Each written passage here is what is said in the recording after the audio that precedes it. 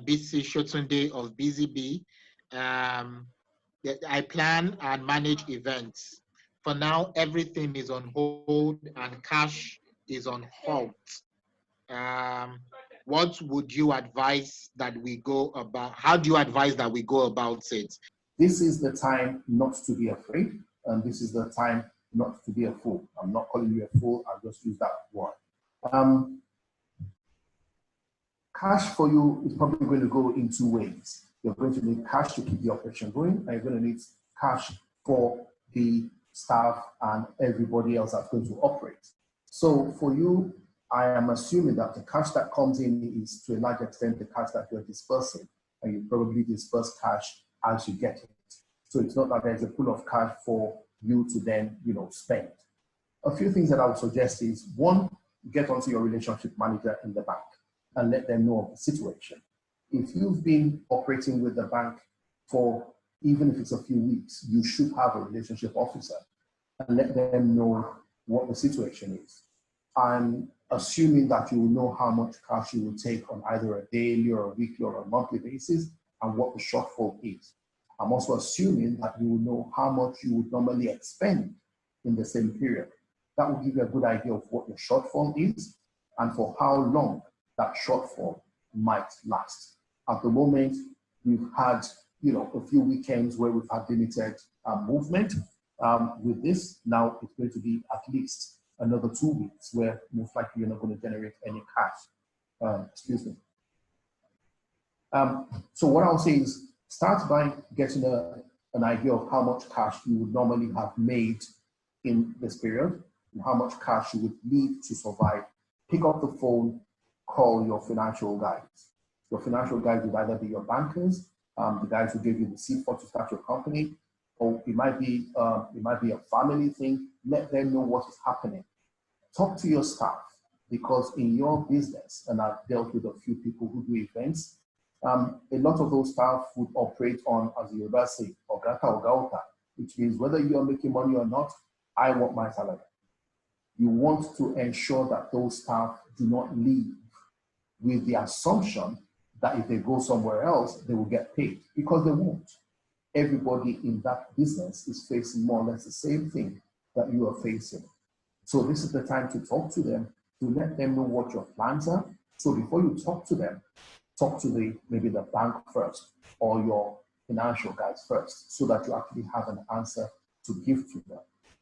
I've got a question from my Oga at the top. I'm assuming that is who he is, because it's Ibrahim and he's a consulting firm. Hello. It says you've been able to support staff to work from home, but your performance management is now in tatters. I did not expect me to say this. It's bound to happen. And if you remember when I was talking about your who and when and what, essentially your 6 wise men, what we do in my company is to have a call in. So ever so often, everybody will do a video conference. The video conference call stops you from taking a phone call while you're walking down the street or when you're in the market. It actually shows you, being at your desk. Hopefully you don't just do that so that people see you at your desk during the call and then you disappear after the call. It is likely that this will happen anyway. And I think you need to be aware that your staff are in an almost new environment for some of them. Working from home can be challenging, even for those who work from home naturally. Now, for those of us who don't work from home, who are having to work from home, we're now having to deal with our private issues with the work. So in ascertaining how bad or how poor performance has reached, maybe you need to throw in some of the factors that now, Oga is in the house with Madam, or Madam is in the house with Oga.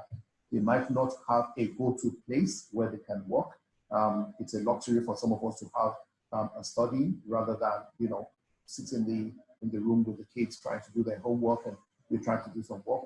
So I would say to factor that in first, and then have a regular engagement where you are actually giving the staff feedback almost on a daily basis.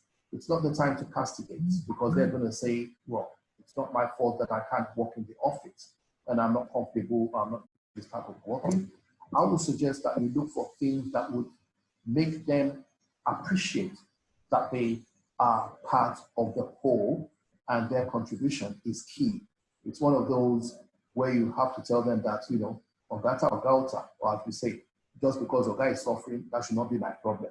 In this case, to some extent, it will be your problem because if you don't deliver, the company is going to suffer. If the company suffers, the salary is going to take a hit. So that would be a good time to do that. But I think it's also a good time to actually identify who are the key members of staff in your organization. So what you probably need to do now is to survive this.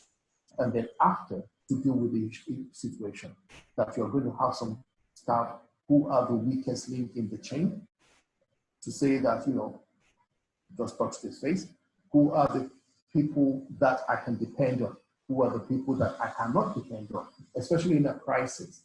And don't forget that this is a crisis. So don't be too, I think the word is probably something like harsh on your staff because they're not delivering. Some of them are just wising up and learning this whole new experience. And for many of us, it's a new experience. I hope that helps at least to some extent. In order to track it, there's nothing wrong with you saying, give me a daily report. If you want to go as far as what we used to do in the Big Four, when I used to work in one of the Big Four, we used to have timesheets. You know, so every 15 minutes or every 1 hour of your time, even if it's a one sentence, I called Mr. Bambo. I sat on a webinar. You know, I turned the 5 pages of the report that you gave me. It then sort of like starts to drag them away from whatever it is that's taking their time to start to address the company. Somebody said, I work in a printing company and they are trying now to conserve the cash at hand as much as possible. No surprises. Our rent is due this month and is advisable to withhold that for a bit. I believe I understand what you're saying, but I will not necessarily say that withholding the rent is what you want to do. You might want to engage your landlord or your agent and explain the situation. Maybe keep quiet and hear what they want to say, because they might actually say, we understand, but at least let's have some of it in good faith. You might actually be proactive and give them some of the rent in good faith, having in mind that you might need you to face that situation next month. But I wouldn't advise you to actually withhold it. I would say engage, discuss, let them get something, because on the one hand, you are trying to conserve funds. I do understand that. But don't forget that they need those funds. And apart from that, you did sign, I believe you did, sign an agreement that you will sign. Now, unless your agreement says that you can, you know, implement what we would normally call force majeure, then you do have an obligation to pay that rent. So look at your rent agreement. What does it say in this kind of situation? Whatever it is, communicate, talk to your landlord or your agent and see what they think. And I would say at least, even if it is 10%, give them something so that they know that you're not just going to try and, you know, duck out of it totally because you believe that you need the money and probably that they don't. There's a question that says, what happens to a business servicing a loan? We are a service-based business and this shutdown will have significant.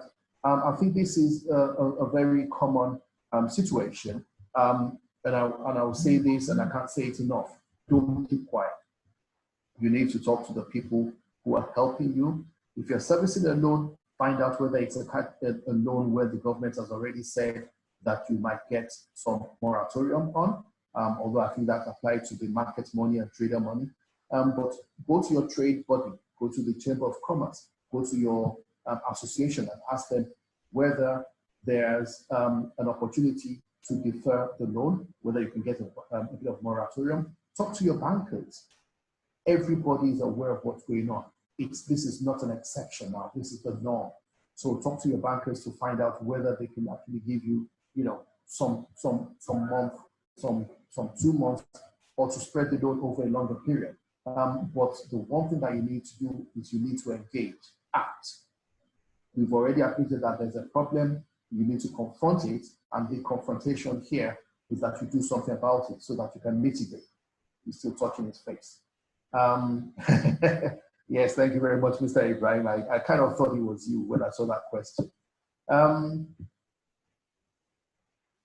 There's a question, would you advise a change of business at this time? Okay, I'm assuming that you are either talking of one of two things, either a change of job or you're really talking about a change of business. Now, if you are an EEP, I hope you're not saying that whatever it is that you were doing or are doing, you plan to put it aside and then start. Because as you know, every business will need a time to incubate and then to grow and then mature. So if you're going to leave one business now and start another one, then I would say that what you're doing is very, very much facing a challenge and you drop anything and you run. It's basically that approach to change business. If you're just asking whether you should maybe expand the business into other areas, I'll say, yes, think about it. If you're not going to incur additional costs, which at the moment are probably going to be limited, in starting another business, ensure that whatever business you are considering is a business that can be complementary to what you're doing rather than shutting down one and starting another, because there are going to be some expenses that you're going to need to incur changing a business, let alone starting another business. If you're talking about changing a job, then I'll probably say, well, the jobs are not there because people who are going to take you on are themselves facing these crises, apart from maybe the chemists, maybe the food suppliers, and definitely Amazon, who is recruiting a lot more people because they just need a lot more people to help. So if you're asking whether you should change your current business and start another one, I'll say, hey, take it easy, farabale, slow down, because you've grown this business to a level, you've done the EEP. This is the time for maybe all of you to go and check your EEP notes and to look at what the faculty talked to you about sustainability and continuity and succession. It will be a good time to think of all those things that are in place before you start thinking of what I'll consider to be an extreme, which is changing a business in the middle of a crisis. I will say no. Ride this crisis. You will most likely come out stronger and better for it. But at the same time, consider the other business, but don't deploy it yet because you probably need time and money just to grow that new business. For all of you who have financial obligations, who cannot meet those financial obligations, pick up the phone, talk to your bank. Tell them, this is what I normally take, this is not what I normally expend, this is my shortfall. I will not say pick up the phone and ask them for an overdraft. I do not suggest that you pick up the phone and ask for a facility. I'm saying pick up the phone and tell them this is the situation. And you might want to actually say, this is the situation, and keep quiet, don't say anything. And let them tell you what they think. Because I can assure you, a lot of people have got a similar question, and a lot of them have probably phoned their banks already. So the banks have probably already got a policy on what to do. And if you're a good customer, I'm sure they'll give you a positive answer, or at least a reasonable answer.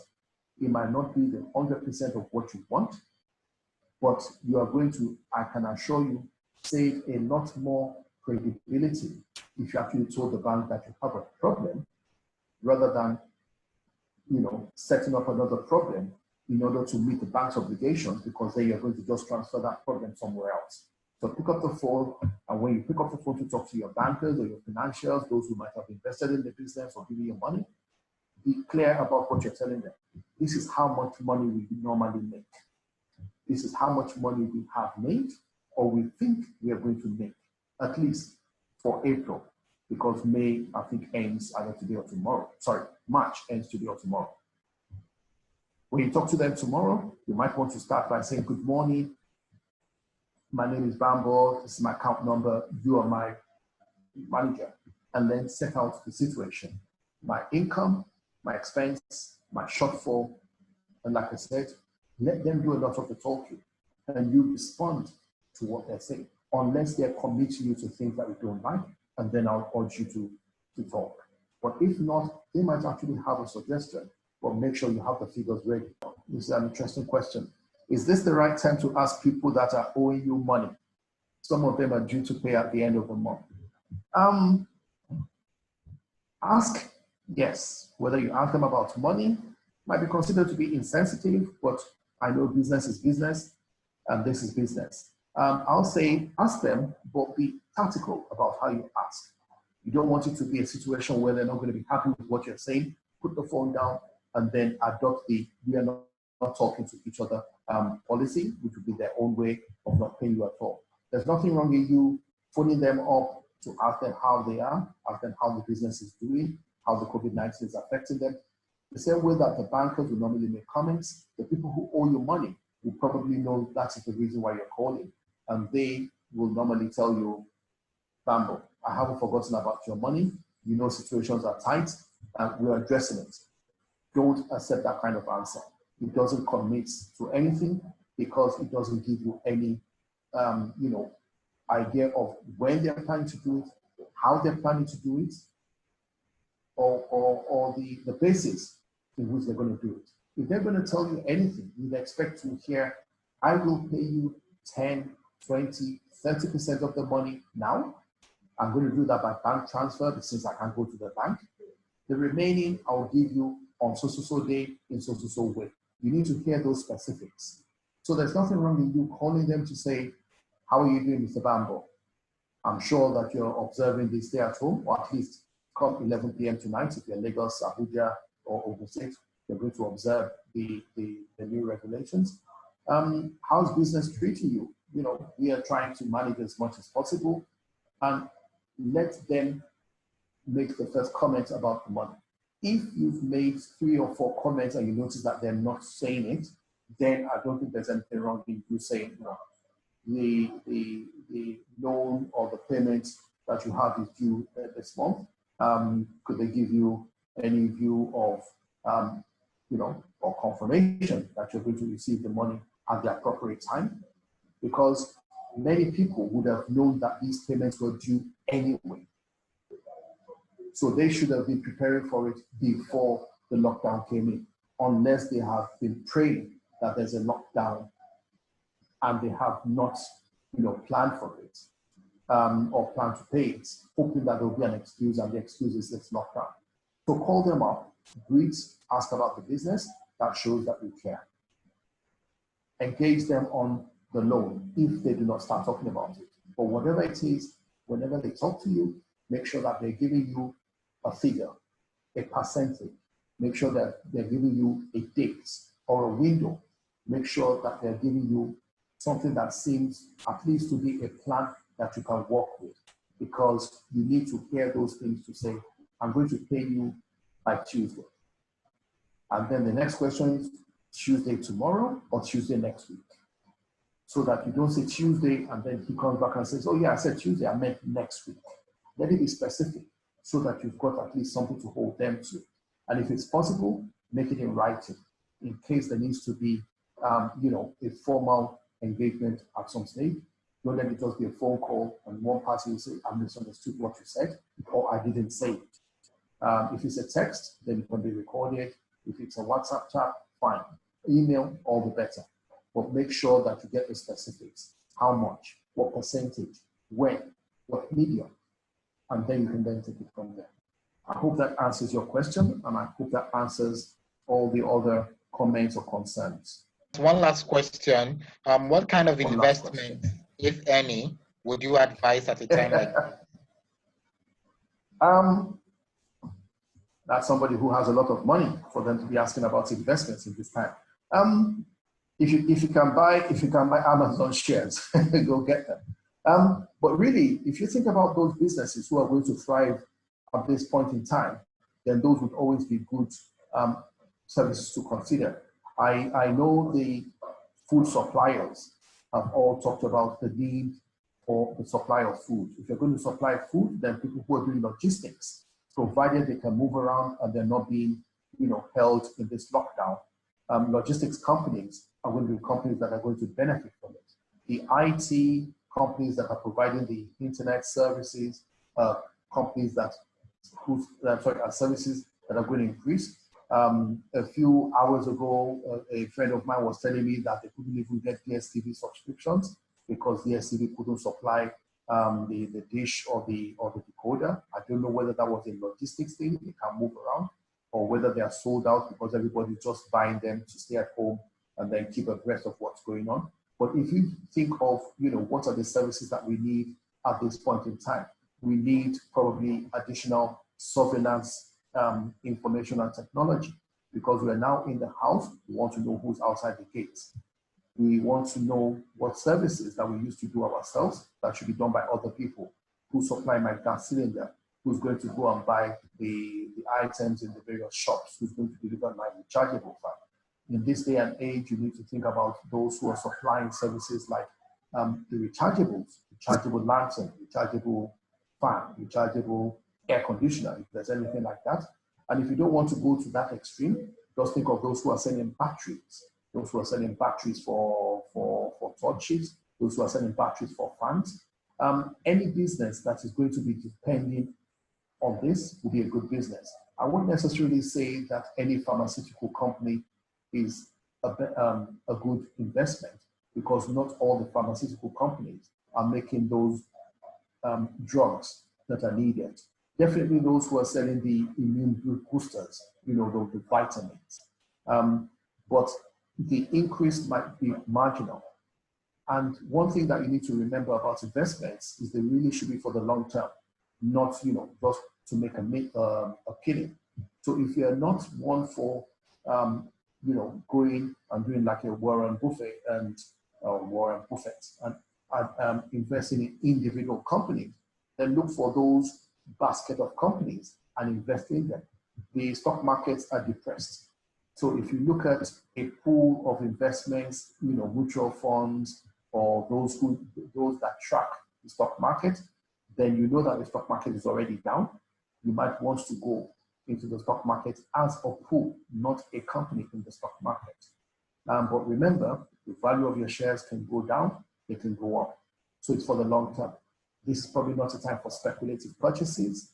This is probably a time for you to conserve your cash and do something that is very, very wise, which is to do it with caution and to do it with a lot of intervention. And those interventions is to go and do a lot of research before you start going to do a lot of commitment. Thank you.